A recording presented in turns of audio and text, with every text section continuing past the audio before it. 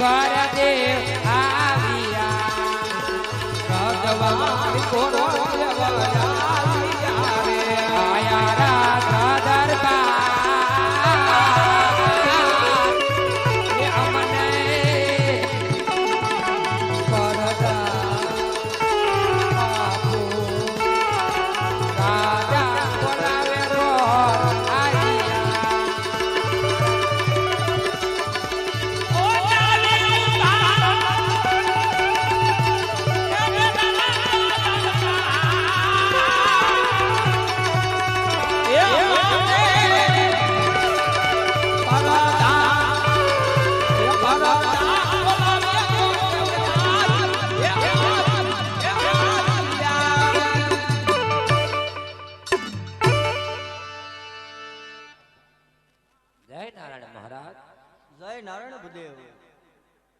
બાપુ કોઈ દિવસ નહીં અને હાલ મને રાજની માલપા બોલાવાનું એ કોઈ કારણ તો હશે ને મહારાજ? અરે હા બુદેવ, તમને બોલાવવાનું કારણ એક જ છે કે મારી દીકરી સગુણ 18 વર્ષના ઉંમર લાયક થઈ ગયા છે. આ ટકોને નાળિયેર લઈ તમારે દેશ વિદેશ વ્યવસાય માટે જવાનું.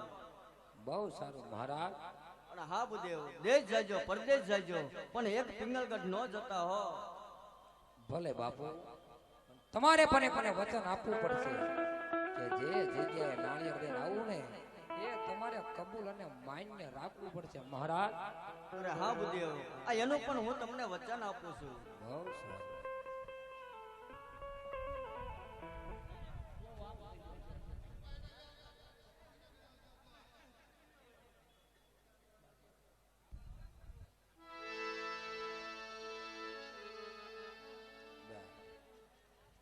અસવાઈ ગયા છે ને બધા? હા બા, અસવાઈ જવાનું આપણે. હો હા,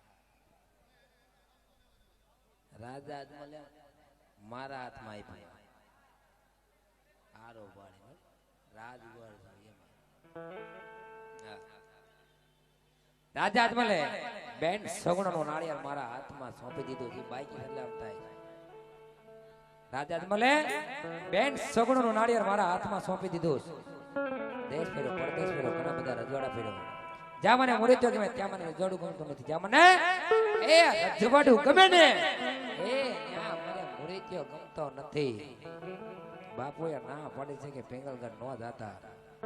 પણ આ નાળિયેર ધારે ને વિશાલ તો વેરી માંથી વેવાય બનાવે અને કદાચ આ નાળિયેર બગાડે ને તો વેવાય માંથી પાછા વેરી કરે. આ નાળિયેર માટે વેર ને વસૂલાત ક્યારે આવે? કાં તો દીકરી દીધે વેર વળે અને કાં તો કોઈ દીકરી લીધે વેર વળે.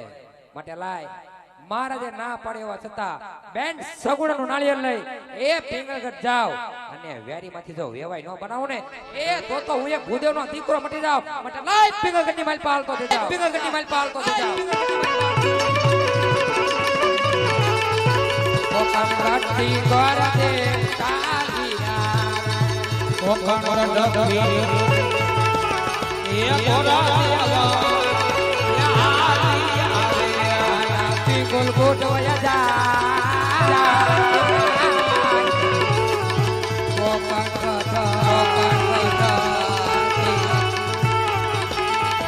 કોકણગઢથી ગોર દે